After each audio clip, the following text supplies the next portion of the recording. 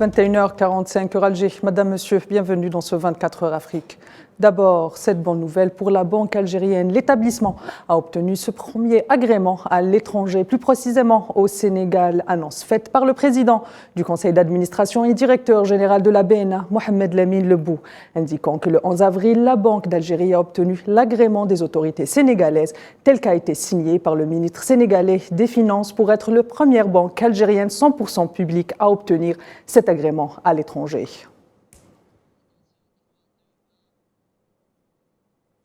Le Conseil de sécurité des Nations Unies, réuni pour débattre d'un rapport trimestriel contre la situation au Mali, a salué le rôle de la médiation internationale et à sa chef de file, l'Algérie, pour les efforts fournis en vue du maintien de la paix dans le pays. La médiation internationale a présenté ces 2 derniers jours aux parties maliennes signataires de l'accord pour la paix et la réconciliation issue du processus d'Alger des propositions concrètes visant à relancer la mise en œuvre de l'accord. El Rassim Wayne, représentant spécial du secrétaire général des Nations Unies pour le Mali, a de son côté salué le progrès accompli par le Mali et s'est dit convaincu que l'ONU reste le meilleur cadre pour accompagner la stabilisation durable du pays.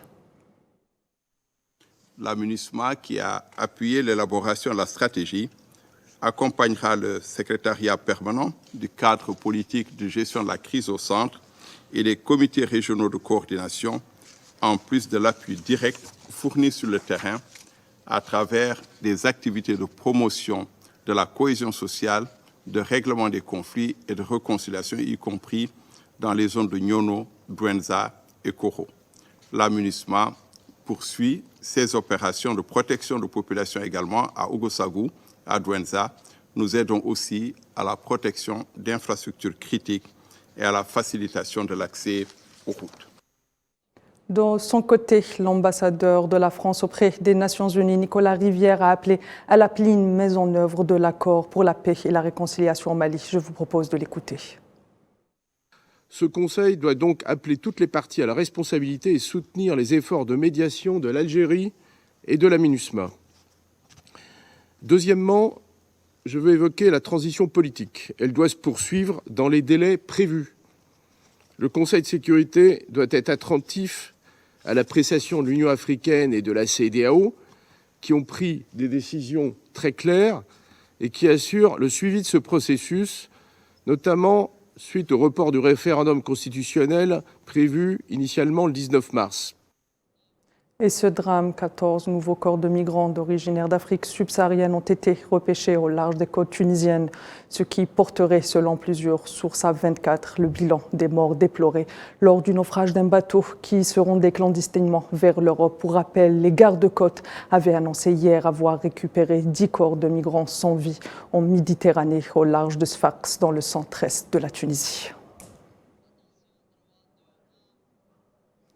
Entre le Niger et l'Allemagne, un renforcement de la coopération militaire dans le cadre de la lutte contre le terrorisme, à travers notamment un nouvel appui logistique aux forces armées nigérianes. Cette annonce a été faite par le ministre allemand de la Défense Boris Pistorius lors de sa visite le 12 et 13 avril à Niamey dans le cadre d'une visite de travail officielle dans le pays. Au Gabon, le pouvoir d'achat au cœur des débats avec les assises nationales contre la vie chère.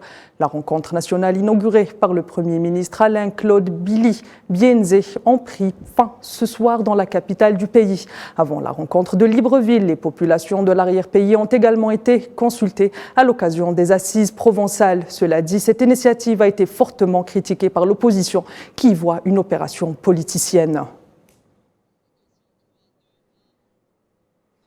Et au Soudan, le chef du Conseil de souveraineté Abdel Fattah al-Burhan s'est entretenu avec l'envoyé de l'Union européenne dans la Corne de l'Afrique, Annette Weber. La stabilité du Soudan s'est taillée la part du lion de la rencontre. Al-Burhan a affirmé la nécessité d'aller vers une réforme du système sécuritaire du pays avant d'assurer l'engagement de l'institution militaire envers le processus politique. Au Soudan, toujours un nouveau coup de théâtre qui inquiète l'armée et la population. Le déploiement des paramilitaires, des forces de soutien rapide dans plusieurs grandes villes du pays. Une situation qualifiée d'escalade dangereuse par l'armée soudanaise qui appelle les forces d'intervention rapide à retirer leurs troupes. Khadija Khadawi. C'est un nouveau bras de fer qui se joue au Soudan entre l'armée du pays et les forces paramilitaires de soutien rapide.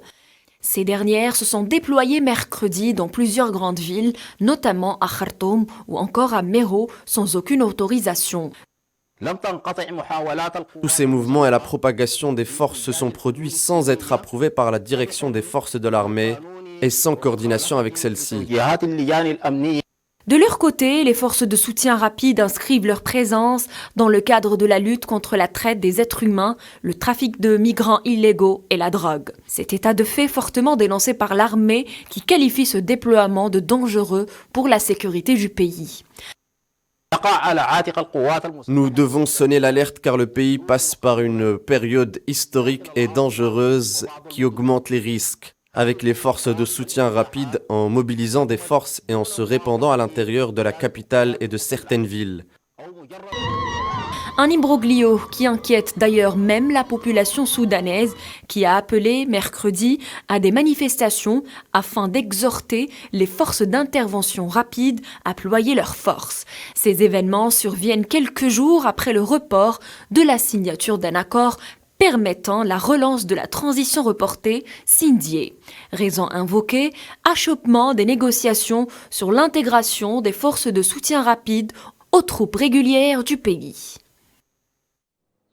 Le Ghana continue à renforcer sa lutte contre le paludisme. Un nouveau vaccin développé par l'université d'Oxford a reçu le feu vert des autorités ghanéennes pour être utilisé dans le pays. Pour rappel, le Ghana a étendu sa campagne de vaccination contre le virus. Il y a de cela un mois, le paludisme reste la principale cause de mortalité dans le pays.